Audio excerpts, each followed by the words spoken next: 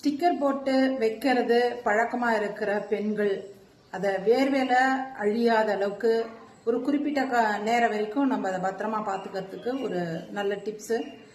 புனுகு, நல்ல ஒரிஜினல் புனுகு வாங்கிக்கோங்க.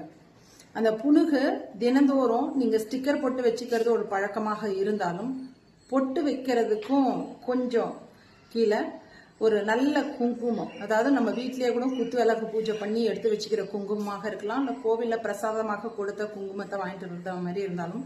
ஸோ அந்த புனுகு கூட குங்குமத்தை கலந்து சிறிது நீரிட்டோ இல்லது தேன், பன்னீர் இந்த மாதிரி விஷயங்கள் கலந்தோ நீங்கள் திலகம் அணிஞ்சிக்கிட்டீங்க அப்படின்னு சொன்னீங்கன்னா அந்த குங்குமம் ஒரு குறிப்பிட்ட நேரம் வரைக்கும் உங்களுக்கு வேர்வேல அழியாமல் நல்லா இருக்கும்.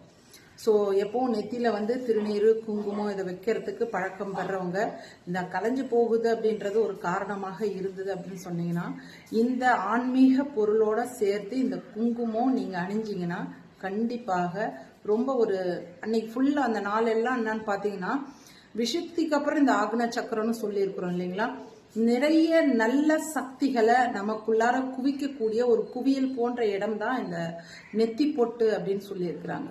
ஸோ அந்த இடத்துல இந்த மாதிரி நல்ல விஷயங்களை நம்ம அணியும் பொழுது அன்னைய நாள் ஃபுல்லாக நம்மளுக்கு என்னமோ ரொம்ப பிரகாசமாக இருக்கிற மாதிரி இருக்கும். முகத்துக்கும் நல்ல முகப்பொலிவு, தெய்வ கடாட்சம் நிச்சயமாக கிடைக்கும். கண்டிப்பாக ஃபாலோ பண்ணுங்க.